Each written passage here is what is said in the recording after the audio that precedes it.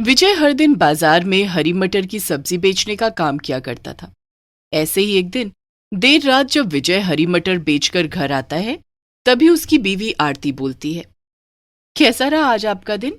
सारी हरी मटर बिक गई ना? कहाँ आरती। पहले सब्जी के व्यापार में अच्छी कमाई हो जाया करती थी, लेकिन अब तो सब्जी इतनी महंगी आती है कि ग्राहक भी सोच समझ कर लेता है। तो पैसे बचाने के लिए अगर हम दाम बढ़ाकर बेचें तो फिर कमाई तो बिल्कुल ना के बराबर ही होती है। फिर भी थोड़े बहुत पैसे तो जमा हो ही गए हैं। बाकी जो हरी मटर बच गई है उसे कल के बाजार में बेच कर देखेंगे। जी आप चिंता मत कीजिए। भगवान की दया से जो मिल रहा है, जितना मिल रहा है सब ठीक है। कम से कम हमारा घर तो चल ही रहा है। वो भी तो लोग हैं जिनके घरों में खाना ही नहीं है, रोजगार ही नहीं है।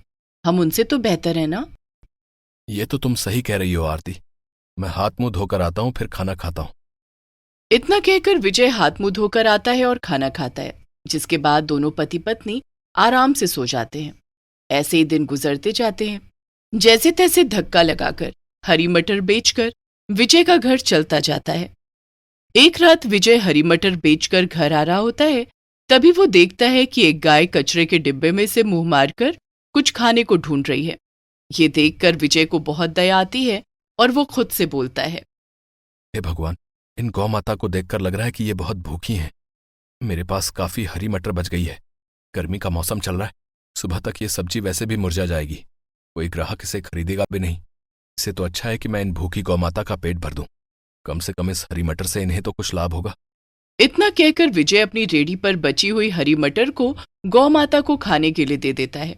गौ माता अपना पेट भरकर वहां से चली जाती है।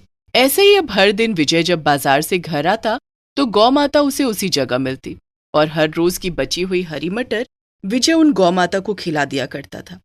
ऐसे ही एक दिन विजय की सारी हरी मटर बिक जाती है और जब वो घर लौट रहा होता है, तभी वो गौ माता उसे फिर से मिलती हैं और उन्हें देखकर विजय खुद से बोलता है, हे भगवान, आज तो मेरी सारी सब्जी बिक गई। गौ माता को आज मैं क्या खिलाकर उनका पेट भरूं? मेरे पास इन्हें खिलाने के लिए कुछ भी नहीं है। बिना खिलाए अगर यहां से चला गया तो फिर ये भूखी रह जाएंगी। आखिर मैं करूं तो क्या करूं? एक काम करता हूं, मैं इन गौ माता को अपने साथ घर ले जाता हूं। जो हरी मटर मैंने घर के इस्तेमाल के लिए रखी थी वही खिलाकर मैं आज इनका पेट भर दूंगा। इतना कहकर विजय उन गौमाता को अपने साथ हाँकता हुआ घर तक ले आता है। गौमाता के साथ विजय को देखकर आरती बोलती है, जी ये किनकी गौमाता को आप लेकर आ गए हैं? हमारा तो सब्जी का काम है ना, दूध का व्यापार थोड़ी है। अरे मैं तुम्हें बाकी सारी बातें बाद में समझाऊंगा।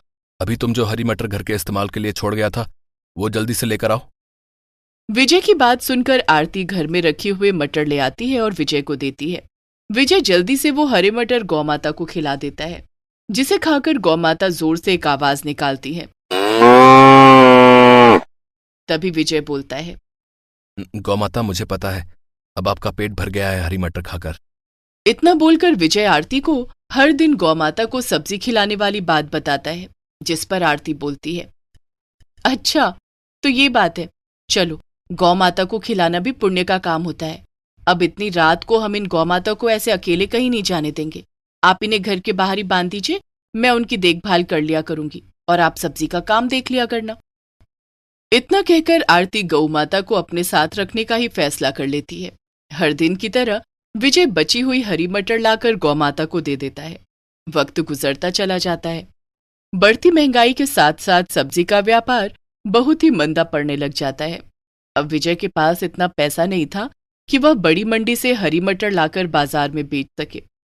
ऐसे ही एक शाम विजय खुद से बोलता है, अगर सब्जी नहीं होगी तो फिर मैं अपनी गौ माता को क्या खिलाऊंगा? मैं और आरती तो जैसे तैसे भूखे रह लेंगे, लेकिन गौ माता को भूखा कैसे छोड़ दूं? इतना कहकर विजय अपनी जेब में हाथ डालता है और उसे कुछ रुपए अपनी जेब में मिल जाते हैं, जिससे वो गौ माता के लिए थोड़े हरे मटर खरीद कर घर ले आता है और उन्हें खाने के लिए देता है। यूं ही दिन गुजर जाते हैं, लेकिन अब विजय के पास एक फूटी कौड़ी तक नहीं बची थी। खुद भूखा रहकर वो जितना गौ माता को खिला सकता था उतना खिला देता है और एक दिन वो गौ माता के आगे हाथ जोड़कर बोलता है, मुझे माफ कर देना गौ माता। अब मेरे पास तुम्हें हरी मटर खिलाने के पैसे नहीं हैं। इतने दिन से मैं भूखा रहकर तुम्हारा पेट भर रहा था, लेकिन अब तो मेरे पास कुछ भी नहीं है। आखिर मैं करूं तो क्या करूं? तुम्हारा पेट कैसे भरूं? इतना कहकर विजय की आंखों से आंसू गिरने लगते हैं। तभी इंसानी भाषा में गौ माता बोलती हैं, विजय, रो क्यों रहे हो?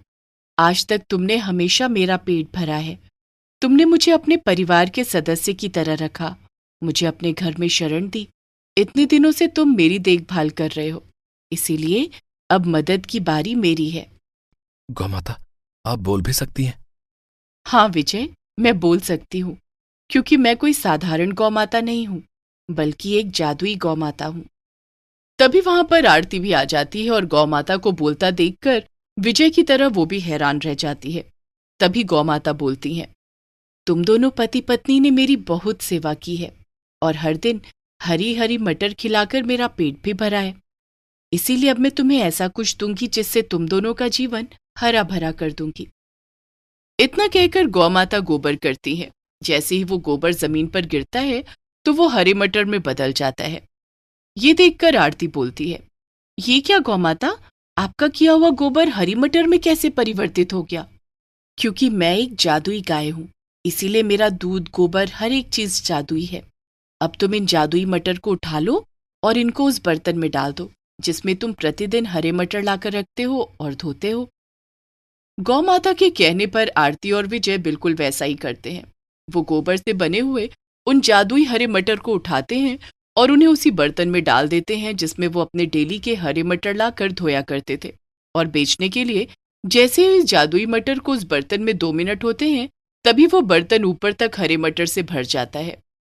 ये देखकर आरती और विजय बहुत ही ज्यादा आश्चर्यचकित हो जाते हैं। तभी विजय बोलता है, ये तो कमाल हो गया, मुट्ठी भर मटर इतने सारे हरी मटर में परिवर्तित हो गए। गौमाता का जादू तो सच में बहुत ही कमाल का है। अब तो मैं कल सुबह बाजार में जाकर इन ताजी ताजी हरी मटरों को बेच सकता हूँ। ये मटर दिखने में कितने ज्यादा लजीज लग रहे हैं, कोई भी ग्राहक इन्हें लिए बिना जाएगा नहीं। आप सही कह रहे हैं जी, ये हरी मटर सच में बहुत ही ज्यादा आकर्षित करने वाली है।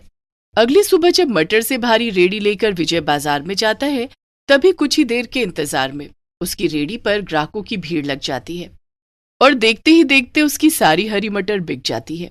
हरी मटर से हुई आमदनी लेकर जैसे ही विजय घर आता है, तभी वो सबसे पहले गौ माता के पास जाता है और उन्हें नतमस्तक होकर धन्यवाद करते हुए बोलता है, आपका बहुत बहुत शुक्रिया गौमाता, जो आपने मुझे ये जादुई हरे मटर दिए।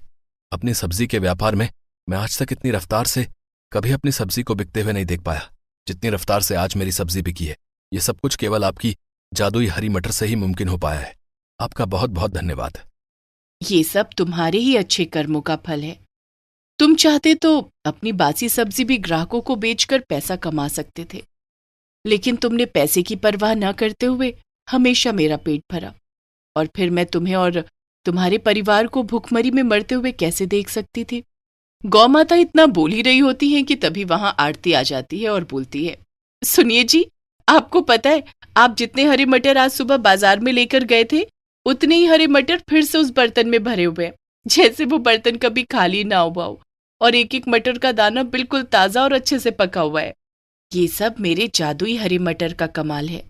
जब तक तुम्हारे मन में ईमानदारी और पशुओं के प्रति भलाई का दीपक जलता रहेगा, तब तक ये जादुई हरे मटर का बर्तन यूं ही भरा रहेगा। लेकिन याद रखना, अगर तुमने बेईमानी का रास्ता चुना तो ये सारा जादू उसी वक्त खत्म हो जाएगा। गौ माता की बात विजय और आरती अच्छे से समझ जाते हैं। अब हर दिन विजय हरी मटर सुबह शाम ले जाकर बाजार में बेचना शुरू कर देता है। हरी मटर बेच बेच कर विजय के पास इतना धन आ जाता है कि अब वो सब्जी की एक पक्की दुकान खोल लेता है, जहां पर वो हरी मटर के साथ साथ और भी कई हरी सब्जियां बेचना शुरू कर देता है। ऐसे ही एक दिन विजय आरती से बोलता है, आरती, अगर गौ माता ने हमारी मदद न की होती तो आज उनके जादुई हरे मटर के बलबूते पर हम यहां तक ना पहुंच पाते।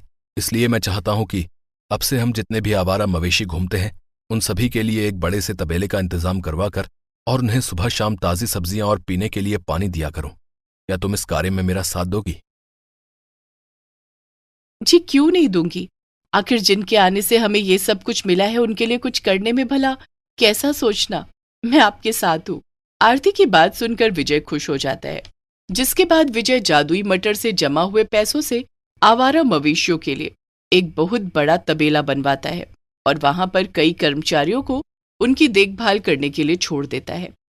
आसपास के सभी आवारा मवेशियों को वहां पर लाया जाता है और उन्हें नियम से सुबह शाम खाने को सब्जियां, चारा पानी आदि चीजें दी जाने लगती हैं। गौ माता ये सब देखकर बहुत खुश होती है। इसी तरह जादुई हरी मटर से पैसा कमाकर विजय अपना और सभी जानवरों का खूब भला करता है।